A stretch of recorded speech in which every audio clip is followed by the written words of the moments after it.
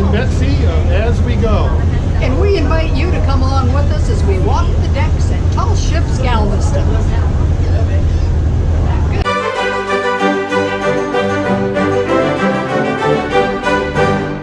When we first saw the Picton Castle, it was during the Parade of Sail, and she was just a silhouette out on the horizon, out where some of the freighters were anchored. Such a unique silhouette, she was easy to spot and recognize. And can't you just see her plying her trade down in the South Seas? It's fitting that she's registered out of the Cook Islands. What a cool looking boat.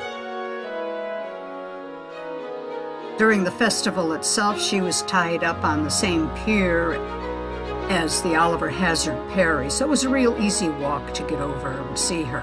She was actually the very first of the tall ships we saw, but we couldn't get on her yet as they were still taking care of some of their their supplies and getting those stowed. But we did get a glimpse of Fiji, the ship's cat.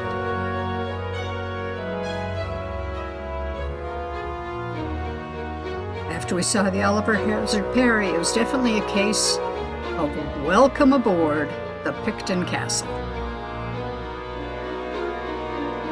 All the tours seemed to do the same thing and sent us aft to the stern first, an easy, logical right turn off the gangway. And that is the Oliver Hazard Perry there that you see with all her flags flying.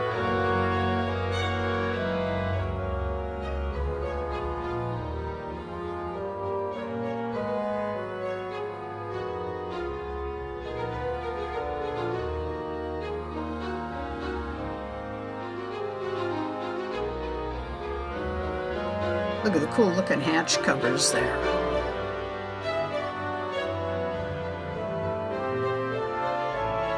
Yeah, that's the starboard side. Chris is ducking under that boom to get around to the starboard side. Went from port to starboard. There we go. Had myself turned around. See those ladies and where they were sitting? If you take a look, I wonder if anybody else walking by noticed that chest actually had produce in it, a bunch of oranges and possibly apples. Can't quite tell that from that photo. But yeah, that was their produce locker. And directly beneath it was also where they had their bananas. Do you spot them there, hanging in a hammock? Yeah, that's a banana hammock on steroids. Once we came around to the starboard side to make our way up to the bow, it kind of became a bottleneck. But it gave us time to check out these soaring masts and all the rigging and ratlines. It still intrigues me how anyone can keep all that rope handling straight.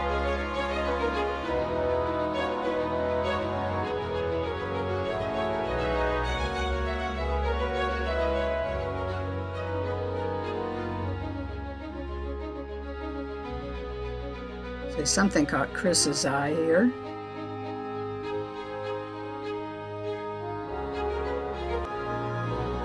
But eventually the line started moving.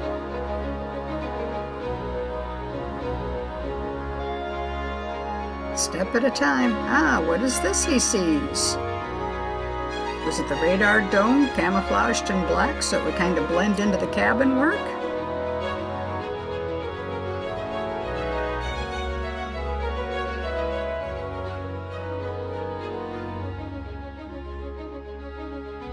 Actually, he spied something he thought might have been a lightning rod arrangement. Everybody please turn around and go down the ladder backwards. We go down the ladder backwards, yes, and that totally explains the little bottleneck in traffic. Oh, that bag Chris is carrying? That's actually what I'm using as a camera bag, and bless his heart, he was willing to lug that thing around for me all day.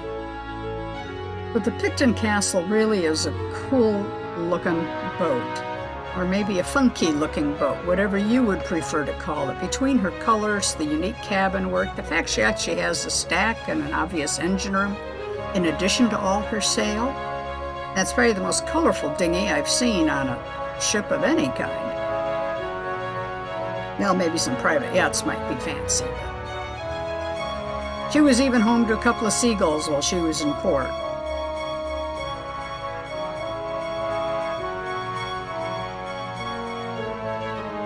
The Picton Castle. I think among all the boats, this is probably one of my favorites that was there at the parade of sail. And I love this view that we got from the free water taxi as we came back in, coming in under her bowsprit. Well, we're walking over to see another boat. I hope you'll join us. And hey, if you like this video, please do give it a thumbs up. And if you want to be the first of your friends to know when a new video is out, make sure you subscribe and hit that notification bell. Thanks again for joining us.